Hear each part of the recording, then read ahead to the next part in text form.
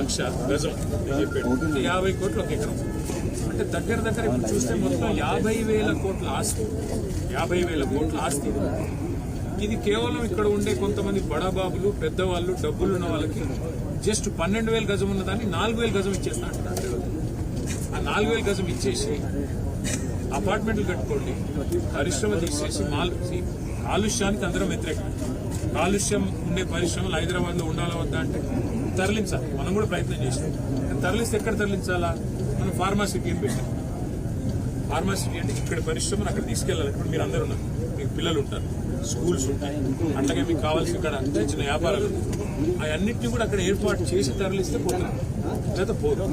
కాబట్టి తరలించాలంటే మొత్తం వ్యవస్థ ఏర్పాటు చేయాలి. ఈయనేం చేస్తున్నాడు? ₹1,00,000 గజం ఉన్న దానికి కొంతమంది బడా సీట్లు 4,000 గజాలు. వాళ్ళు ఏం చేస్తారు? వీళ్ళ అన్నదమ్ములకు వీళ్ళ ఇక్కడ కాంగ్రెస్ లీడర్లకు బ్యాక్ ఎండ్ లో ఒప్పందాలు చేసి ఒక 10 తరాలకు సరిపడా ఆస్తిని కూడబెట్టుకునే ప్రయత్నంలో ఉన్నారు. హైదరాబాద్ లో మీకు గుర్తులప్పుడు ఒక పార్క్ కడదామంటే జాగలేదు. అన్న చెప్తున్నాడు ఇందిరమ్మ ఇండ్లు ఇవ్వచ్చు కదా, మరి మీకు ఇందిరమ్మ ఇండ్లు కడతా అన్నాడు. మరి ఇందిరమ్మ ఇండ్లు ఇందులో సగం తీసుకొని కట్టు ఎవడొద్దనండి. ఇందిరమ్మ ఇండ్లకు జాగలేదు. రోడ్డు వైడనింగ్ చేద్దామంటే జాగలేదు. పార్కింగ్ కి జాగలేదు. ఆఖరికి చచ్చిపోతే బొందలగడ్డకు జాగలేదు.